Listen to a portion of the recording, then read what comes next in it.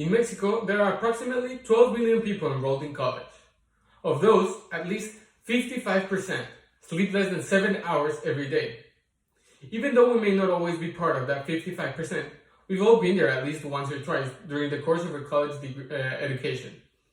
Not having enough sleep can not only affect your academic performance, but also your mental health, your day-to-day mood, and your general well-being. Not having enough sleep affects everyone, but it doesn't have to be that way. First, I'll explain why sleep is so important. Then I'll talk about how the lack of sleep may affect you. And lastly, I'll speak of 2 ways you can improve your sleeping habits. Sleep is one of the body's primary functions.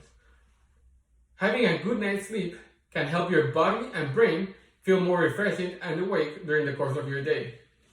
It helps your brain feel concentrated, think clearly, and process memories and information better. It can also help boost your immune system, allowing you to get sick less often and in turn reduce your risk for severe health problems. It can also help reduce stress and anxiety, help you make better decisions, and improve your day-to-day mood.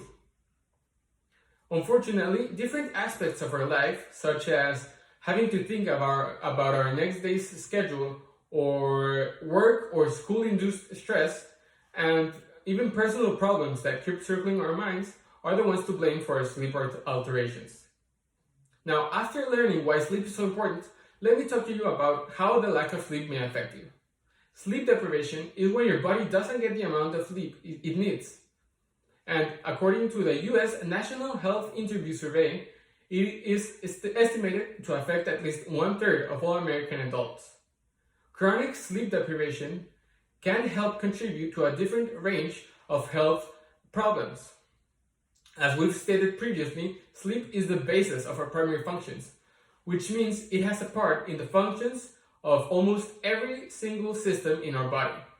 A continuous lack of sleep can be the beginning of cardiovascular disease, immunodeficiency, obesity, diabetes, hormonal abnormalities, and even depression, stress, anxiety, and bipolar disorder, all tied with a greater risk of death and lower quality of life. Fortunately, sleep deprivation can be identified by the symptoms it produces and the way it makes our body feel during the course of our day. You may be suffering from lack of sleep if you seem to have slower thinking, lower retention span, worsened memory, poor decision making, and even lack of general energy. Even though our bodies and brains may struggle with the lack of sleep, most people don't perceive them as deficiencies because they tend to see sleep deprivation or lack of sleep as normal or natural. It is estimated by the CDC that at least 6,000 accidents and deaths each year are caused by drowsy driving.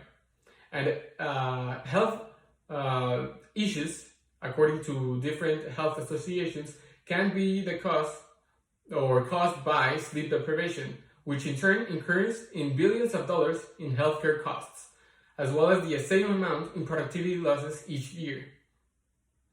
So now that you know why the lack of sleep affects you, it is important to talk about a couple of ways that can help you avoid sleep deprivation.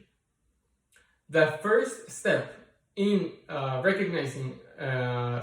in avoiding sleep deprivation is recognizing it and addressing it, not coping with it. Many people tend to refuse to accept sleep deprivation as a problem to be dealt with, and instead of taking the general steps to acquire a better quality of sleep, they tend to consume caffeine or energy drinks that only worsen the problem. Sure, they may help for a couple of days, but they only worsen the long-term risks. Instead of sacrificing sleep for work, leisure, or other obligations, it is important to take steps to make sleep a priority. Having a consistent sleep schedule, or setting boundaries for your work and social life, and even having a bedtime routine are all recommended strategies to improve your sleep and avoid sleep deprivation.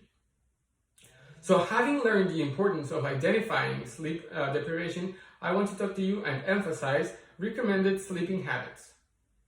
Considering a screen ban in televisions, tablets, cell phones, and almost every other electronic device 1 hour prior to bedtime can not only prepare your body and mind and relax it for a more sound sleep, but also it reduces the amount of blue light emitted by electronics that your brain is subjected to, which avoid it from shutting down. Maintaining a comfortable, regulated temperature setting and low light levels in your bedroom are ways that you can help induce a much more profound sleep much faster than regular methods by reducing your heart rate, relaxing your muscles, and calming your breathing. Now, today I talked about sleep. We now know why sleep is so important, how the lack of sleep may affect you, and we can identify 2 ways to help improve your sleeping habits.